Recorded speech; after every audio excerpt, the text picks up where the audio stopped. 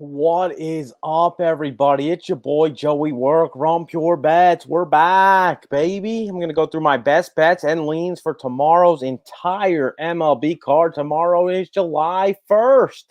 July is here. My best bet from yesterday's solo video. Fortunately, it was a loser. Twins, White Sox, first five under 4.5. That makes my YouTube record officially 34, 20, and 3. So I've clearly been hot on these YouTube picks, and I've been really hot all month for Rum Pure Bet subscribers. I finished the month of June up over 10 units, about 56%. I actually took a screenshot of it. Where is it? What we got here? I finished 55%, 44, and 36, up 10.88 units in June for Run Pure Bets subscribers. So all fully tracked on our spreadsheet via the Run Pure Bets website. Unlike your, favorite cappers on Twitter or whatever, who just deletes the tweet after they lose, we have a fully transparent and tracked spreadsheet that shows when we're up for a month, when we're down for a month, when we win a bet, when we lose a bet. Fully tracked, fully transparent. But that's enough of that. On to this damn card and some winners. Shout out the chat in the crib. Adam Nace, Austin Liggett, Fathead likes the hat. That's right. I got my A's hat, baby. You'll love to see it. All right. Appreciate you guys in the chat. Let's get these winners, though.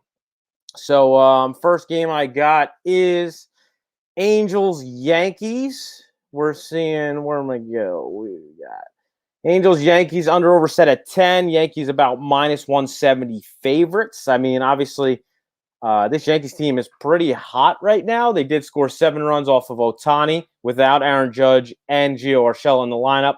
Definitely take it with a grain of salt because Ohtani walked 4 people. He only actually gave up 2 hits. He walked 4 people, got to the next. They went to the bullpen in the first inning. Next guy gave up, I think, a 2-run or maybe even a base-clearing double to give up 7 total. But even the game before that, the Yankees definitely hit the ball. And now they're getting Griffin Canning, who, he's been pretty good as of late.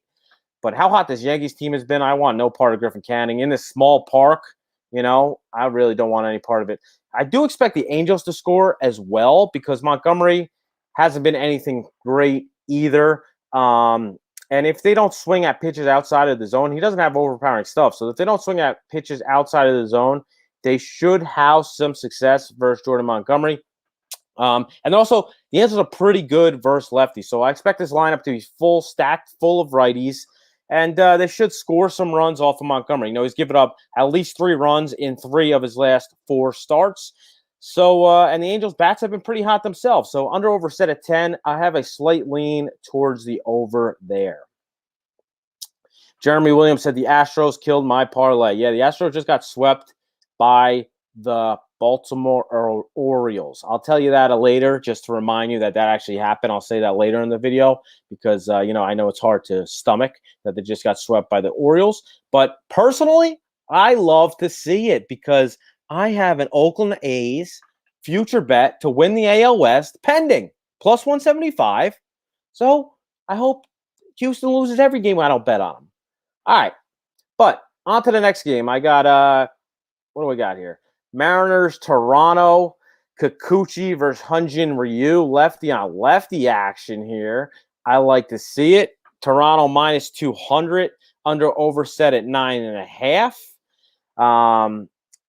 I definitely have a slight lean towards the under here, but again, this game is being played in Toronto, which is definitely a batter's ballpark. The ball flies out of there. It's a small park. It's not Toronto. I'm sorry. It's being played in Buffalo. A small park, and there's been a lot of runs scored there.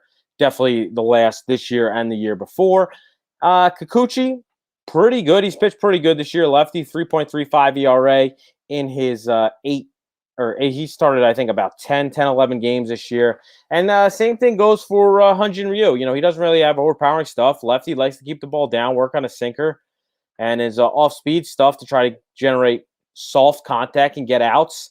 And Seattle sucks versus lefty. So I can definitely want no part of Seattle here. But Toronto minus 220. I'm not really interested in that either.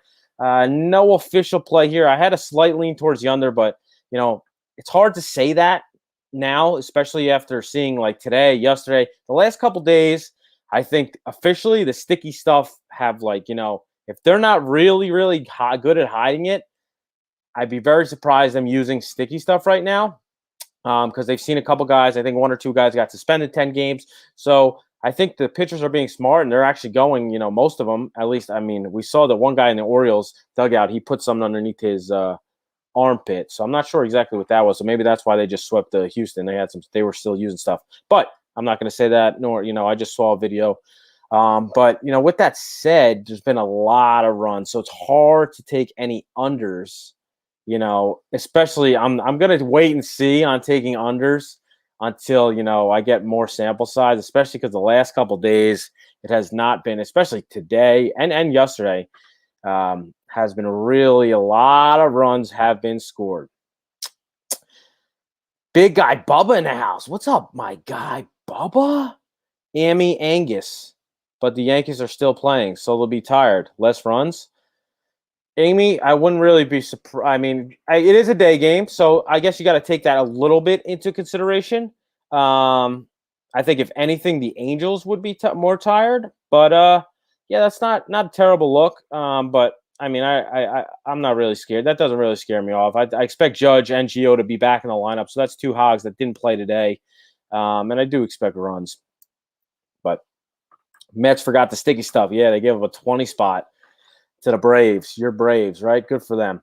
All right, next game I got is Royals, Red Sox, Chris Bubik, Nathan Eovaldi. I'm not seeing a line on this game yet. Yeah, no line on this game yet, unfortunately.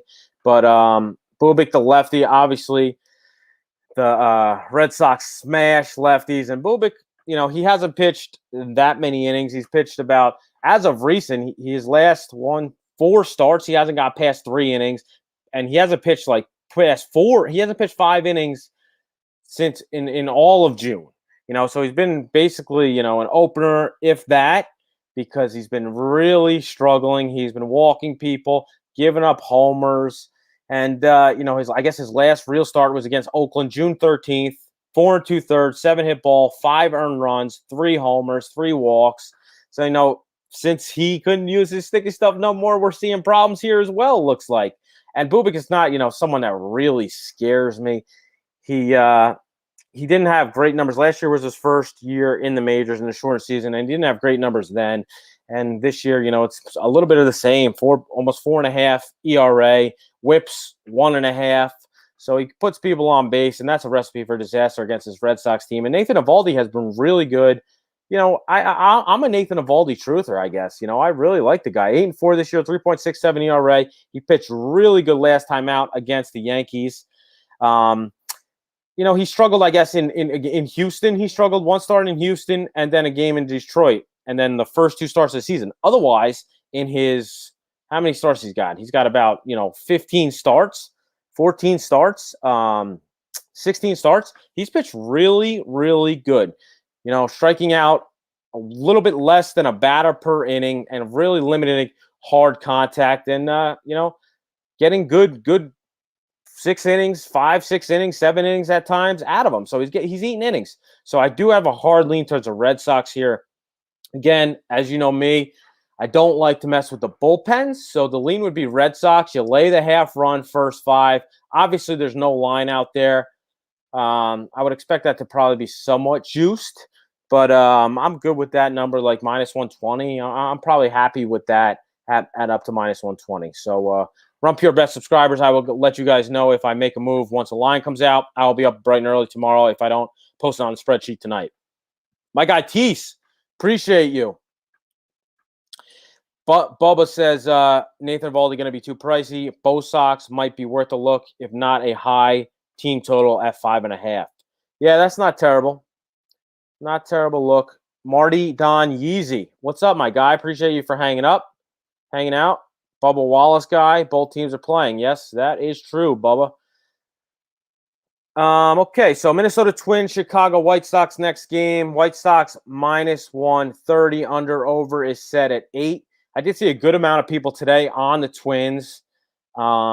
at a dog price, and that definitely didn't work out. Bailey Ober left a lot of pitches up and mainly off speed pitches.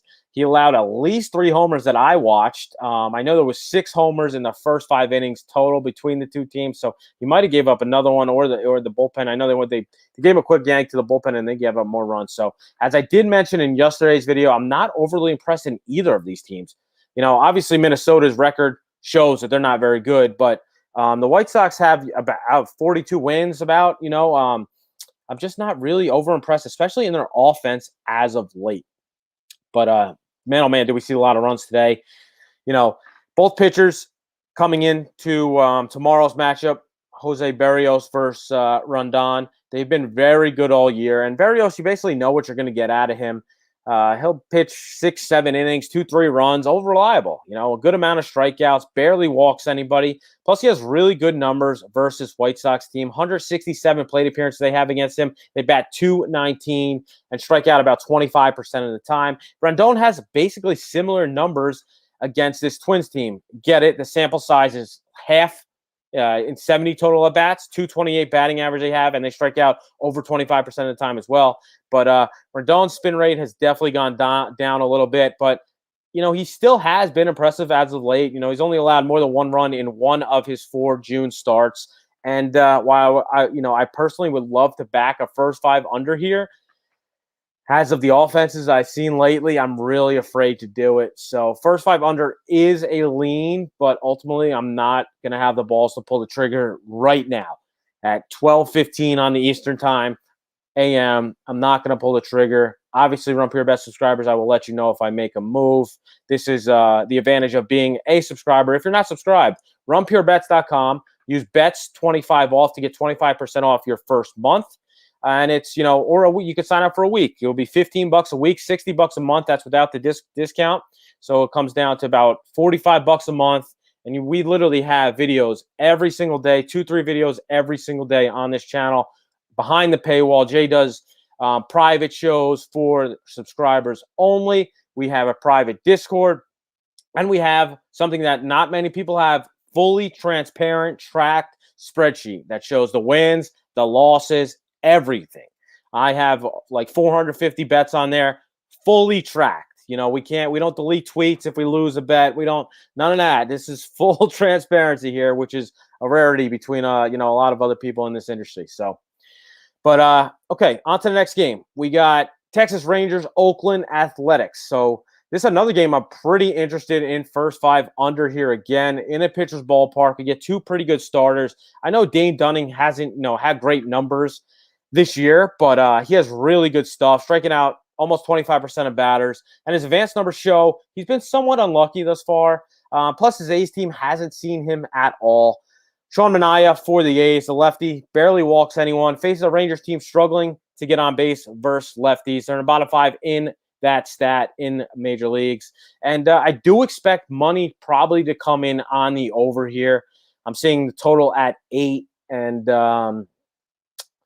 let me check the odds on Oakland, -170. I mean, more than likely, people are just going to keep betting the A's because that's just what they do. And I would expect money to come in on the over. Over set at 8. So I'm going to wait and probably make a move on this first 5 under tomorrow. I would love to get it at 5, but I will be targeting a 4.5 at, a nice price. I'm seeing 4s now, and I just can't do the 4. So that'll be a wait and see, but I will more than likely make a move on that game. Gerardo Hernandez, my guy, appreciate you for hanging out, buddy. All right, so next game, Phillies, Marlins, and Dodgers, Washington. Both these games have about 80% chance of rain, so I wouldn't be surprised if both or, one of them get canceled. Marlins, Phillies, I mean, if you watch the game today, Phillies bullpen blew another one. I mean, if one thing we know, don't trust the Phillies bullpen. If you watch 2020, Teese will tell you, my guy Teese is a Phillies fan, do not trust their bullpen. We actually had a friendly wager over over on team wins for the Phillies last year. I won that one. He wanted to run it back this year. I said, let's do it. And the bullpen is helping me out again. So, but with that said, I definitely don't trust the Marlins bats either. I get it. They're away from home, so they should be able to score because they're not playing in Marlins Park, which is definitely a pitcher's park. but I still cannot trust their offense, especially today. They put up how many runs? 8 runs today. Do I see them scoring 8 runs on back-to-back games? I know they did that again with Washington like last week, but I definitely don't expect it again. Zach Eflin, nothing crazy. They should be able to score off him, but this is just a pass for me. I guess the lean would be with the better starter, who was Pablo Lopez and Miami. But Eflin, as I mentioned, has pitched pretty good this year, and he's been much better at home as this game has been home. So that would be, I guess, somewhat of a lean. And, he has where am I at here? See, this game is not even up here. They don't have odds on this one. All right, well, Marlins, we'll just go. Eflin has seen, I guess, this Marlins team a decent amount, 132 at-bats. They're batting 297 X weighted on base percentage, 3.70 FIP. So he has decent numbers versus his team as well. And Pablo Lopez, somewhat the same numbers, only 6 less sample size. But ultimately, I'm just off this game. Under is a lean as well. But again, with weather up in the air, there's no official play here. Adam Ney says, Tease, I feel your pain. I guess he's a Phillies fan as well. So Dodgers, Nationals. We got odds on this one. Dodgers, Nationals. Dodgers minus 140. Under over set at 9. It's getting bet up. I'm seeing 9.5 in places as well. Again, rain is very much in question here, but I know the Dodgers aren't great versus lefties, but Patrick Corbin has been atrocious this year, and he's not really somebody I'm interested in backing. I actually just traded him in my fantasy baseball league. And this Dodgers team has pretty good numbers versus him. 150 plate appearances, 381 X weighted on base percentage, and he has a 5 FIP versus team and a 500 slugging percentage they have versus him as well. He's walking a lot of batters this year, giving up a lot of hard contact. And 3 starts ago, he started the game by walking the first 3 batters. Like, you cannot be doing that in the majors. He just feels like the sticky stuff's gone, and he's a little tense. He's a little afraid to lay the ball up there. But I don't really truly trust Tony Gonsolin either. The Nats bats are hot as of late as well. Plus, he hasn't pitched more than, I think, 4 innings this year. Again, rain is definitely in question. Yeah, he pitched 4 innings his last start. Previously, he only pitched 3 2/3, and he didn't even pitch 2 innings. So this will be his 5th start. All of June have been starts. He's only given up 1 run in each of those 4 starts. And, he obviously slowly build up a repertoire where he's pitching more and deeper into games. I do expect the Dodgers to win this game. Again, maybe the weather is somewhat in question. It scares me away. I guess the lean, maybe Dodgers team total over if you don't want to lay the minus 150. Again, the weather definitely in question. Dodgers, you could probably get them at you get them at 4.5. Dodgers team total of 4.5, probably about minus 120-ish. So that's somewhat a lean. Again, I cannot make a bet right now until I see what's going on in that game with the weather. Okay, next game we got is Astros, Cleveland. Framber Valdez, JC Mejia.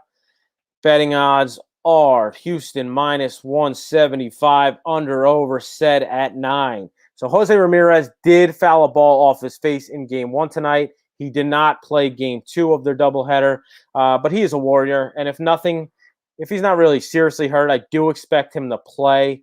But obviously, he will definitely affect this line if he's not in. So if you were looking to bet Houston, maybe you bet him early. But Mejia is not somebody I'm really interested in backing. This is his first year in the majors. He's coming up from the minors. He has had somewhat of difficulty, 5 ERA. He's given up, he's only pitched, his last 2 starts, he's pitched 6 innings, 5 innings, and 6 innings, respectively. Before that, he hadn't pitched past 4 innings. And he pitched on the road in Pittsburgh, gave up 6, and then came back against Minnesota, who, again, I mentioned earlier in this video, I personally am not high on this Minnesota team at all. I think they're very overrated. And he 6 innings, 1 earned run, 6 strikeouts. So he pitched really good on the road in Minnesota, not so much on the road in Pittsburgh, and so in Baltimore. And his 3, real starts, I guess, because those are the only ones he pitched 4 innings. Everything else is 3 innings, 1 2/3, 2 innings. So, you got to take it with definitely a grain of salt. And this is the best offense he's going to face. He's faced at least this year in Houston. But with that said, Houston has lost, after winning 11 games in a row, Houston has now lost 5 of the last 6. They've only scored over 3 runs once in their last 6 games. And they just got swept by the Orioles. I said that. The Baltimore Orioles just swept the Astros. So at the price, I'm not really interested in backing the Astros. Framber Valdez has been good. He's pitched at least 6 innings in every start except for his first of the year. Hasn't allowed more than 3 runs. He actually only allowed 3 runs one time. Every time was less than that. And he's striking out, more than one batter per inning. He has had a little bit of trouble with the walks, but last start, he, I guess, limited it, didn't walk anybody. So, at the price, I'd rather just take the Astros team total over. The Indians did just play a doubleheader today. Obviously, the game got postponed. I'm not sure if that game ended or not. Game 2. If anybody in the chat wants to just let me know if Game 2 in that Indians Tigers game is over and if the Tigers won, because we were on the Tigers money line Game 2 plus 130. So I would like to give me some good news there. But obviously, I had to stop watching the game to come on this show and give you guys winners. But also, the Indians did use a good amount of bullpen arms in this doubleheader. So I don't trust JC Mejia. So I do expect the Astros to score on the road. They get the extra at bats. This will be one of my best bets. Astros team total over 4.5. I'm not afraid. They only scored 3 runs the last 5 or 6. I'm really not afraid of it. Astros team total over 4.5 via BetMGM. That's minus 115 via BetMGM. Okay. Next game we got is Milwaukee Brewers, Pittsburgh Pirates.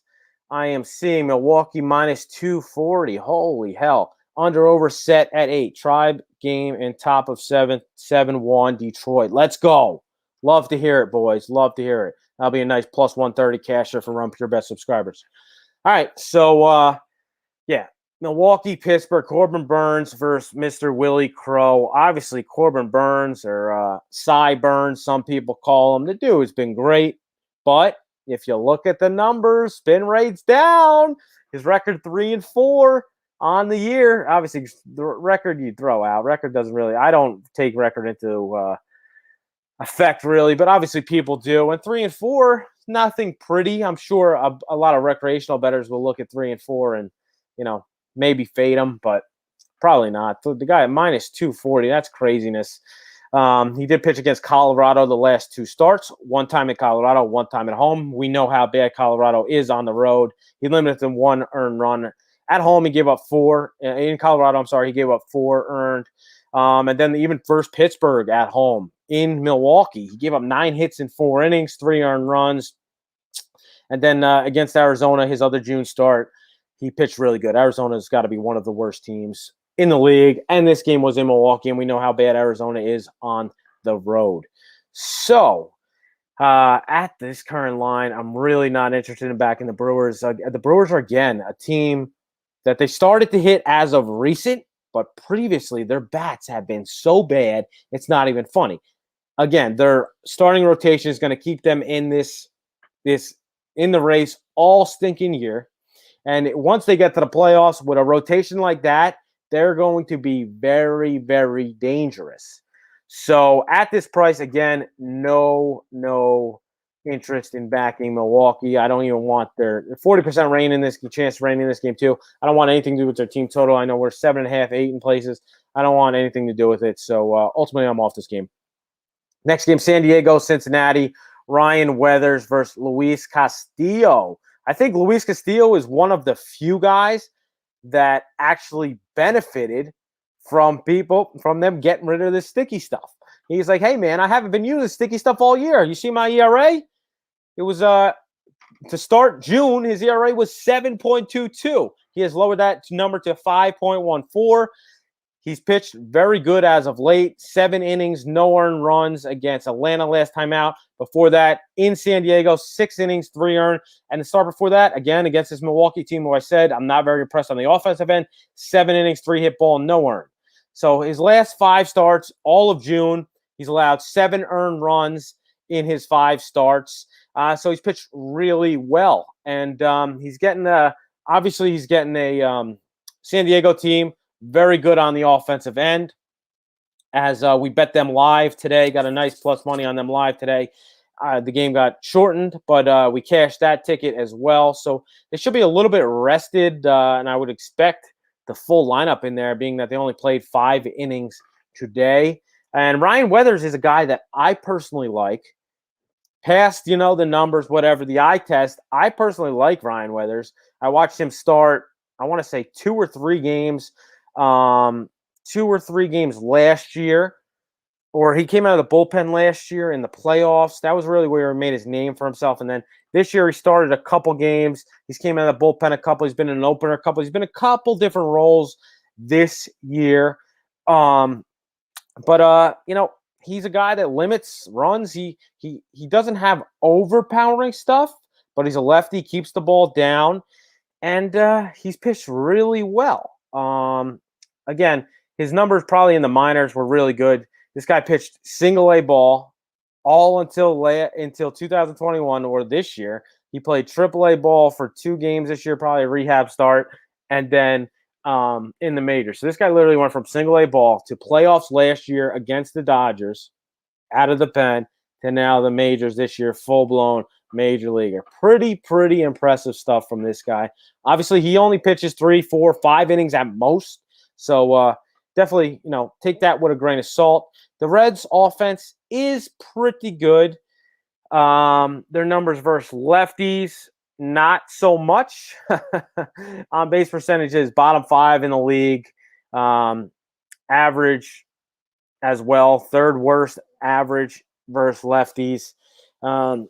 This Reds team really just mashes righties. They have a lot of trouble versus lefties. They're bottom 5 in runs against lefties. Ryan Weathers, I think he can definitely lay a meatball up there, in which he gives up a homer, especially to these Reds bats that are freaking hitting homers like it's nothing.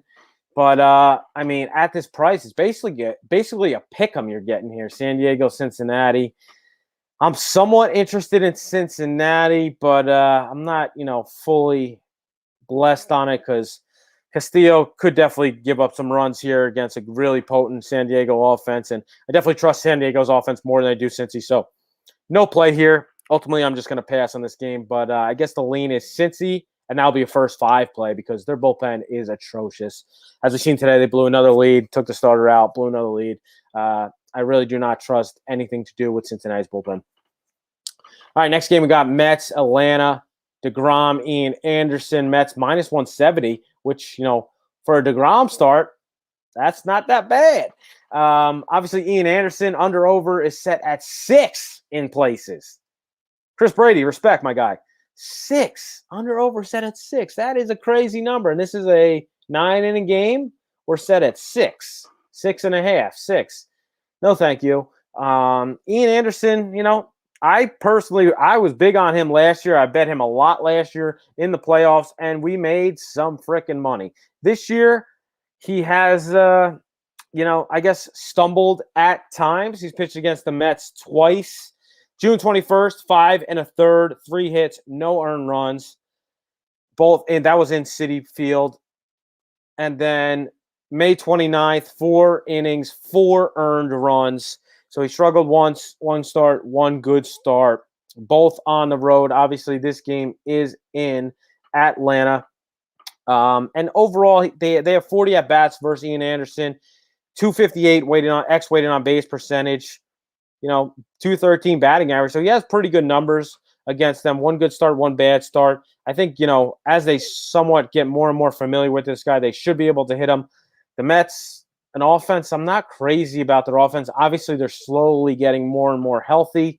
And Atlanta has seen a lot of Mr. DeGrom, but being one of the best pitchers in baseball, they've seen 235 plate appearances versus this guy. They have a 196 batting average. He has a 2.67 FIP, which is an advanced stat that is very, very impressive, striking him out about 30% of the time. And let's go and check his stats versus this team. Obviously, let's check his stats versus this team this year. Again, his ERA is under 1 here. 0.69 ERA this year. That is wild. Versus Atlanta, June 21st, 5 innings, no earned run, 1 hit. And that was his only start versus them this year at home. So, again, this game will be on the road. He hasn't pitched on the road since June 5th. This will be his second start on the road in all of – well, now this is essentially July. But I'm not really interested in this game. I guess I lean towards the Mets, but I'm not interested in this game. I'm not really interested in backing their offense. Ian Anderson is a solid starter. And as Bubba mentioned, the Mets have the second worst runs per game in the league. Obviously, they've been not healthy a lot of this year, so they are slowly getting their guys back. But I'm just not interested in the price, even at 170, which is the best number you're going to get on a DeGrom start in a while. I'm just not interested in it. All right, next game I got is what do we got? 2 left. Cardinals Rockies. Adam Wainwright, Antonio Sensatella. Cardinals are traveling in here to Colorado. Colorado played a home game here. Over set 11.5. St. Louis -135 favorites. This game has a 40% chance of rain. Wind is blowing out as of now. Adam Wainwright, basically, he's a tale of two guys, on the road and at home. He pitches much better at home than he does on the road. And now we're going to Colorado. Obviously, this guy does not have overpowering stuff. And Colorado's offense has been much better at home. So, his split's crazy. His splits since 2019, his ERA on the road, 5.63. This year, he has a 6.31 ERA on the road, 2.55 at home. I cannot back Adam Wainwright on the road, especially in Coors Field. With that said, Sensatella, I wish we got a better arm from Colorado here that I could back. I really do, because I was really interested in backing Colorado here, but Sensatella is what really scaring me off. The guy gives up runs no matter if he's on the road, no matter what. But again, his home road splits, definitely pitches better on the road than he does at home, because it's hard to pitch in the damn bullpen. But it is what it is. It's hard to pitch in this ballpark. Man, did he pitch against this team this year? He did not. So he hasn't pitched against this team this year. They have 67 total at-bats versus him, 341 X weighted on base percentage. And Wainwright, they basically have decent numbers against Wainwright, too. He's only striking out 14% of batters against them. Same thing, Sensatella, barely any strikeouts. So the lean is definitely the over here, 11.5. I'm not sure where the money will come in on that. Maybe the money will come in on get that bet down, but I really doubt it. That number probably stays at 11.5 by tomorrow when this game kicks off at 8:40 Eastern. And I am very interested in Colorado's team total. I think you could get that number. Let me pull it up real quick. I think we can get that number at 4.5, which I'm pretty interested in. If you can get that number at 4.5 in Colorado, obviously they're losing at bat as being the home team if they're winning, which I do expect them to win the game, but I prefer the team total. So let me see what we got here. Colorado Rockies 4.5 -140. Yeah, I'm not going to do -140. So if we could get a 5, I guess 5 -120, 5 -115, I'm pretty happy with that number. I'm going to shop around, and I'll let Run Pure Bet subscribers know if I do fire on that, but I am definitely interested on Colorado's team total over there. Last game of the night, San Francisco Giants, Arizona Diamondbacks. Johnny Cueto versus Merrill Kelly. Johnny Cueto has been he's like a magician. I don't know how the fuck, excuse my language, I don't know how the fuck this guy continues to pitch good. 6-3, 3.63 ERA. I guess because he shimmies, he does all this bullshit on the mound, and it's okay for him to do it. But Nestor Cortez tried to do it yesterday against Ohtani, and the umpire called, whoa, timeout, can't do that, timeout. They can't use sticky stuff. Let them change up the windup every time. That's what I used to do when I used to pitch. I tried to deceive the batter as much as I could, especially, if there was a runner on first as well. I used to switch my pickoff move at all times, sometimes look home, sometimes just stare at the runner at first and throw home. Other times do both looks. You got to just switch it up. And they're messing with their feet and whatnot. Keep their leg up as long as you keep your leg up as long as you want. Now, like, they stopped Nestor Cortez from doing that yesterday. Cueto's been doing it all year. Freaking, he's literally had his leg up for 20 seconds, then delivers the pitch, a 87-mile-an-hour fastball, and people are missing it. So, with that said, I can't back Johnny Cueto. I mean, my lean is towards the Giants. The Giants are hot. I get it. They just lost 2-game set to the Dodgers. I mean, we got to take that with a grain of salt. Dodgers are arguably the best team in baseball. I know not as of right now, but they're definitely top 5, and they just won the championship last year. So, with that said, the Giants have been really, really good. Bats have been very impressive. They're getting really good starts out of these guys, Anthony DeSclafani, Johnny Cueto, Kevin Gausman. They're getting good starts out of these guys, and good for them. But I'm really not interested in backing Mr. Cueto. Versus this team, he has, I guess, 92 at-bats, 2.79 FIP, which is really good. 286 X-weighted on base percentage is pretty good as well. And then Merrill Kelly on the back end, 73 at-bats versus this team, striking out over 20% of batters, 2.94 X-weighted on base percentage as well. So he has pretty good numbers, slightly worse than Mr. Cueto in the head-to-head matchup. But Mel Kelly has really pitched good as of late as well. I know his record isn't going to say it because he's pitching on the frickin' Diamondbacks. But, his last start in San Diego, 6 innings, no earned runs. Start before that, 7 innings, 1 earned in versus Milwaukee. He did pitch against San Francisco June 16th. The start before that, 3 innings, 4 earned. And then we go back to May 26th, 6 innings, 2 earned versus same San Francisco team. So he has slowly pitched better. He's still striking out at least a batter per inning. Exactly that, a little bit more than that. I mean, this is a tough game to cap. I personally, it's really hard to back this Arizona team right now. I expect them to start selling and just start trading their guys, start getting younger. And, basically, I know baseball, there's barely any tanking in baseball, but there'll be somewhat going into tanking. But, this one's tough. I guess the lean is San Francisco, the better team. I guess Johnny Cueto is the better starter, but I'm really not interested in backing Mr. Johnny Cueto. I'm sorry. So that's it. I ran through the entire card, about 40 minutes. My best bets will be, I'm looking, obviously I haven't pulled the trigger, but a best bet will be under, first 5 under, Texas, Oakland. I'm waiting for a better number. I'm really targeting 5. 4.5, I'm fine with. If you can get -110 on 4.5, I'm good with as well. I do expect that number to get bet up, so I'm going to wait on that bet.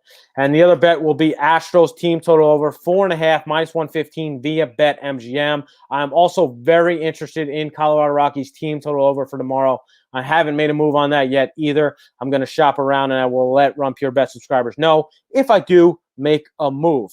So I do appreciate you guys all for hanging out. I mean, Chris Brady, Bubba was in here the whole time. Really appreciate you, Bubba. Gerardo Hernandez, Dodgers are the best team. Wait till Corey Seager comes back. Yeah, I mean, they haven't been healthy all year. Drew, my guy Drew in the building. Appreciate you. Lance LaRose, appreciate you. Tease, Adam Nace, Dexter Rojas, Amy Agus. Let's see, Mardon Yeezy, Bubba Wallace guy.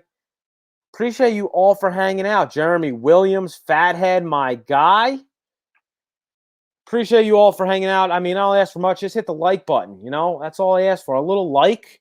I will be back Friday with UFC fighter Chase Sherman, interviewing Chase Sherman on the channel. So if you're not subscribed, make sure to hit the subscribe button so you get a notification when I go live for Friday's UFC fighter. And I'll be back live Sunday with JJ and Holden breaking down the entire MLB slate. Until then, good luck with all your wagers. Gamble responsibly. I appreciate everybody for hanging out. Joey works out. Good luck. Peace.